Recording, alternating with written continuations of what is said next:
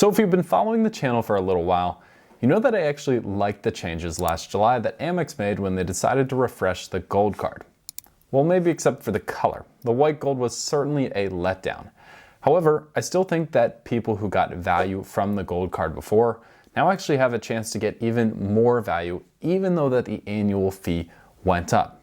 However, one of the questions that I still get most often about this card is what actually goes best with it in a wallet setup. In this video, I'm going to give you my best choices, and it's a little less straightforward than you actually may think. Let's get right into it.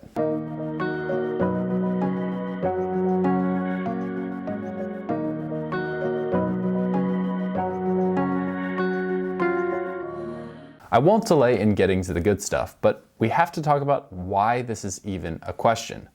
While very powerful, the Amex Gold card certainly should not be operating alone in your wallet setup. To recap, after the refresh, the Gold card gets you 4x back on dining purchases up to $50,000, 4x back at grocery stores up to $25,000 in spend, and 3x back on flights, even ones booked directly with airlines.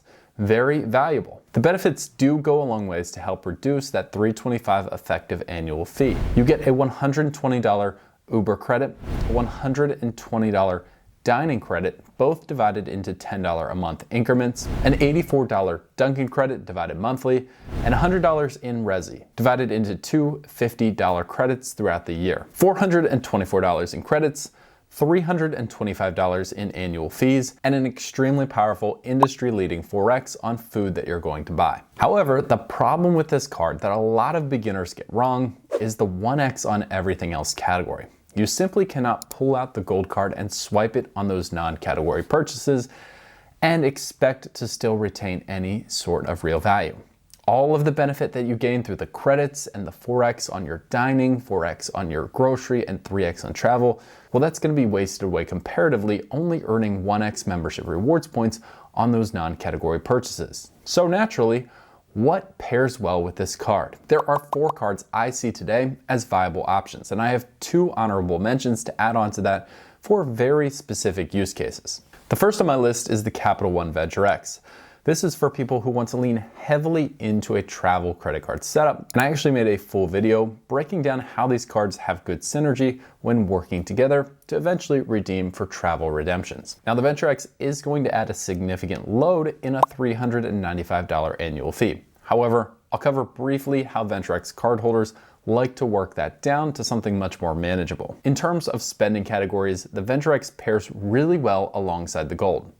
It gets you 10x back on hotels and rental cars when purchased through that Capital One travel portal. Earns 5x back on flights through Capital One Travel, and then 2x back on everything else. Very simple, and only 3 categories that you really have to worry about in the Venture X. When you pair this side by side, it's going to do a really good job with the Gold card. You'll essentially spend in every category on the Venture X, except for the standout restaurant and grocery categories that the Gold carries. It's your personal preference if you'd rather take advantage of 5x through Capital One's travel or book directly with airlines and go for 3x on the Gold card. I really think you could make a good argument either way. Finally, while finding the best pairing for the Gold card is primarily about spending categories and getting a good return on your normal spend, the Venture X admittedly brings some other things to the table that travelers will appreciate.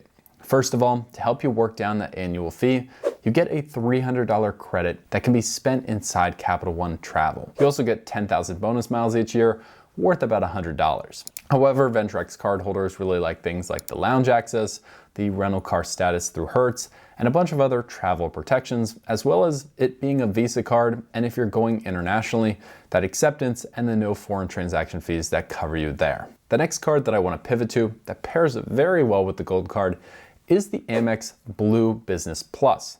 This is, of course, a business card, but for people who still want to pursue a travel setup while sticking within just one issuer. The Blue Business Plus and the Gold card make up 2 parts of the Amex trifecta, and fortunately, the 2 least expensive parts, given that the Blue Business Plus is a $0 annual fee card.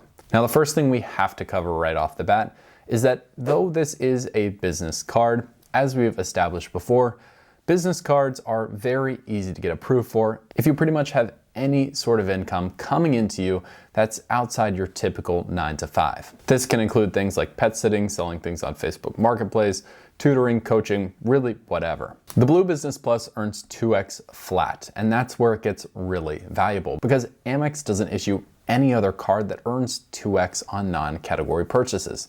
The Blue Business Plus will give you this earnings rate up to $50,000 in spend. And the synergy, it just makes sense. Of course, you'll use the Gold card in their elevated categories and then pivot to the Blue Business Plus for pretty much everything else. However, there are some downsides here.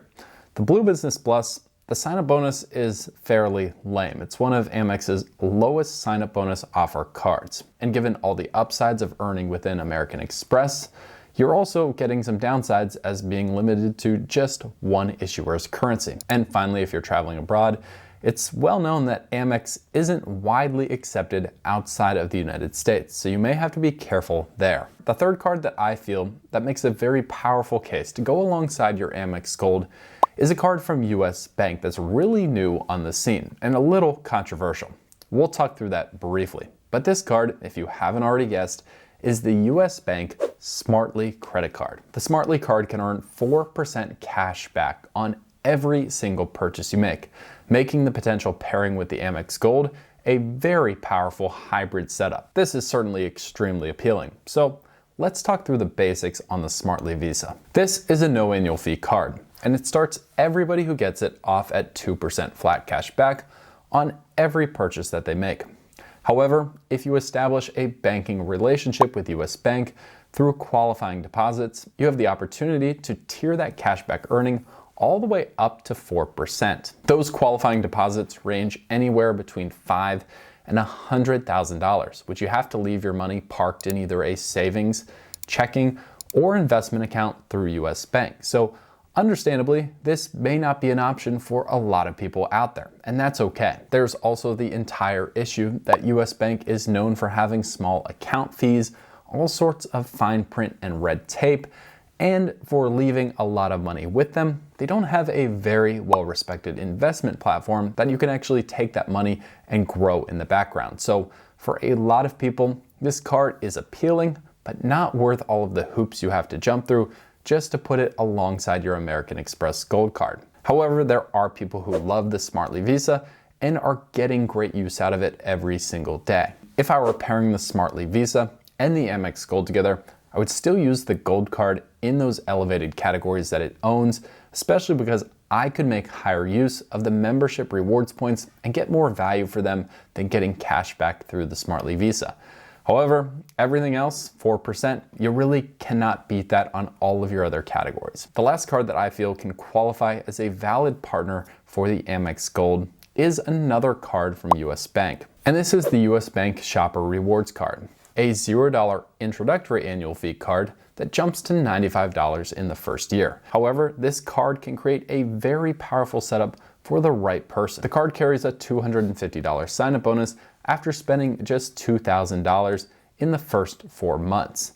You'll earn 6% cash back on your first $1,500 spent quarterly with 2 retailers of your choice from a pretty robust list of retailers. After that 6%, you'll earn 3% cash back in an additional category, choosing between utilities, gas or electric vehicle charging, or wholesale clubs, which can be a really strong selling point for some individuals. And then after that, you'll earn 1.5% back on everything else, which I'm not incredibly excited about personally, but compared to spending and earning just 1x back on the Gold card, you're already taking a big step forward there. To be clear, when I think about the Shopper Rewards and Amex Gold duo, it's my least favorite duo that I've proposed to you today. That's because you'll have to spend some real mental energy thinking about the elevated categories that your US Bank Shopper Rewards card has, and then also recognizing the different categories that your Gold card excels in and blending the two between each other.